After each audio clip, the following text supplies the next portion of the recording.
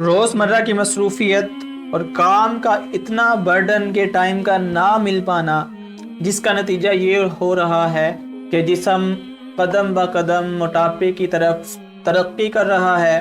معدے کی گیس اور تیزابیت حد درجہ بڑھ چکی ہے، جس کی وجہ سے بھوک نہیں لگ رہی، کوئی چیز ہضم نہیں ہو رہی، اور اس کا رزلٹ یہ ہے کہ ام الامراض یعنی قبض کی مرض میں مبتلا تقریباً ہو چکے ہیں۔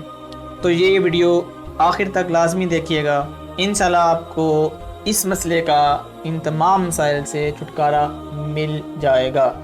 تو نسخے کی طرف بڑھنے سے پہلے ناظرین، اس چینل کو دستور صحت چینل کو لائک اور سبسکرائب کر دیجئے، تاکہ جو بھی نئی ویڈیو ہے آپ کو اس کا نوٹیفیکیشن مل سکے۔ تو چلتے ہیں نسخے کی طرف۔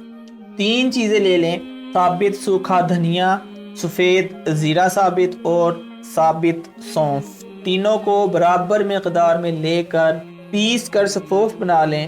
کھانے کا طریقہ یہ ہوگا کہ 1 چھوٹا چمچ چائے والا یعنی چھوٹا چمچ اس سفوف کا لے کے منہ میں ڈال لیں، اور ساتھ 1 چھوٹی سبز الائچی بھی شامل کر لیں، منہ میں رکھ لیں اور اس کو چبانا شروع کر دیں۔ تقریباً 5 سے 7 منٹ تک خوب چبائیں، اور جو بھی پانی آ رہا ہے اس کو نگلتے جائیں۔